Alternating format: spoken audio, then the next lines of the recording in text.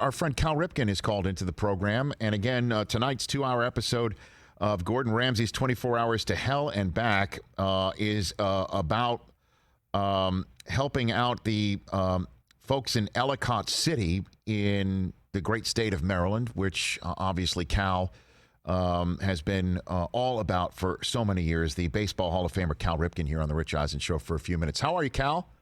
Yeah, how you doing? Sorry I was a few minutes late. I caught the tail end of what you were talking about. Were you talking about the reaction when Micheal said he had to take a break, on the show the other night? Yeah, I mean, there's a lot of conversation about his leadership style and whether it's good or bad. Cal, do you have a thought on it? And because I was trying to figure that out. That's the way I play, and that's who I am. And if you don't want to play that way, don't. I thought it was an interesting moment. I didn't expect him to get emotional at that moment. So what do you think of that subject, a matter that's been bandied about quite a bit lately, Cal, about Jordan's leadership and that style? I think I've just taken it all in and trying to formulate my opinion because it does bump around all over the place. In some ways, his competitiveness and his desire and his leadership. And I would say basketball is an intense sport. I mean, I didn't play it professionally, but I love to play it.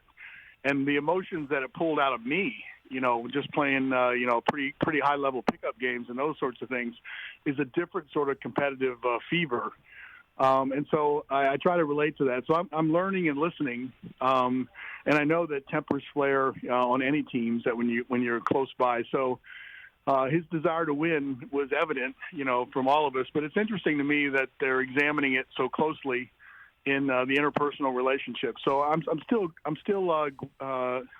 digesting it. So I really don't know if I have a good opinion yet. Well, I mean, you sound conflicted. I mean, we had B.J. Armstrong on a program yesterday, and one of Jordan's teammates, and then also somebody who was standing in his way later on in his career. We had him on yesterday, and he said that Jordan would never, ever, and this is what made him a good teammate, if not a great teammate, he would never ask of anybody something that he would not do himself. And you were a guy who never missed a game, Cal. So what was your leadership style from that point of view?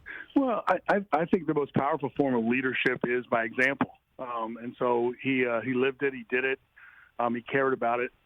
But again, the emotional aspect of sharing the ball, moving the ball around, the type of offense, the type of defense, help defense, and all those kind of things that you're relying on your teammates all the time in crucial timing situations.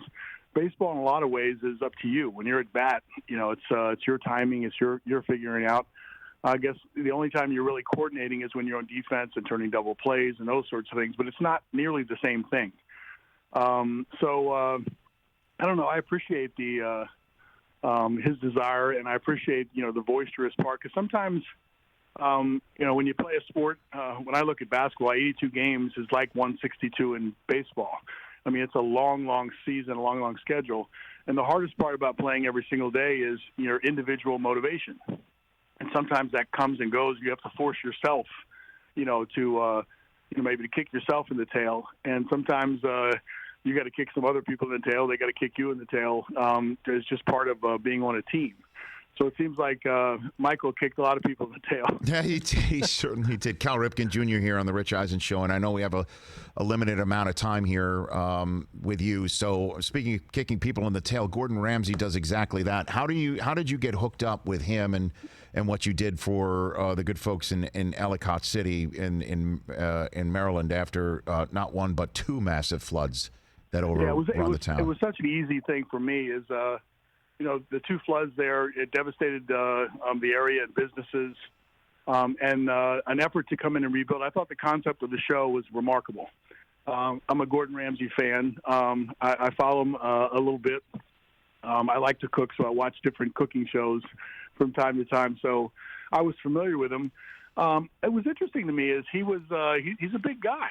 When he came in, I first met him, we started talking. He's got a presence about him. Yes, he does. And that presence that he brings to the table in a team situation in what he does or in a project like this really matters to everyone around. So he's one of those leaders that he doesn't have to demand the attention, but he gets it. Cal Ripken Jr. here on the Rich Eisen Show again at 8 Eastern on Fox tonight. He'll be part of that 2-hour episode about helping the community rebuild in Ellicott City, Maryland. So much of a conversation going on about the 2020 season, Cal, and obviously you're just like the rest of us sitting around waiting to see what can happen.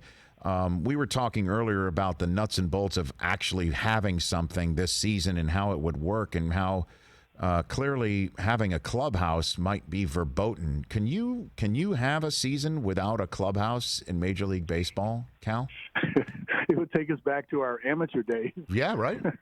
Where you're driving in a car and you're going up and playing, you get in your car and you go home.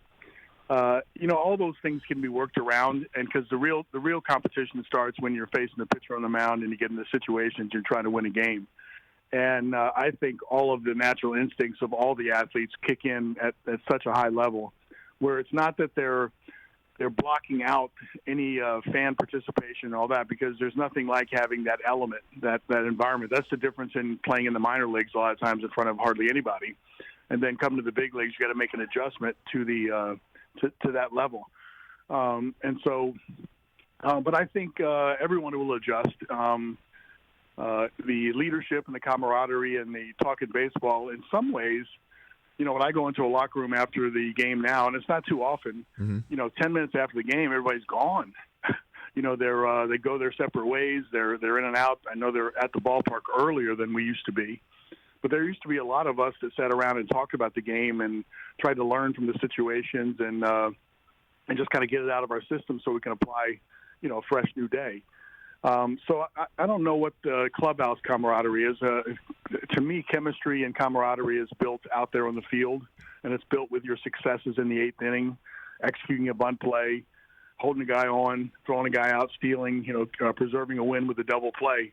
I think all those confidences are made mostly out on the field. But it'll be different, but I think everybody will respond to the challenge that's put before them. Yeah, I'm not being facetious. Like, literally, some players might have to show up in their uniforms like they did for Pony Baseball. Like, truly. Well, have you heard the story about Brady Anderson when he lived downtown in Baltimore? Go for it. He wanted to time it just perfectly, so he would rollerblade over in his uniform with sweats over top, and he would go down the loading dock tunnel, come out the groundskeeping side or whatever else, his rollerblades on, kick them off with Velcro, put his spikes on, and he could hit that way. He could maximize his time at home, but he made a grand entrance to stretching quite a few times. So I mean, why not? If you could do that, and was that his 50 home run season, Cal?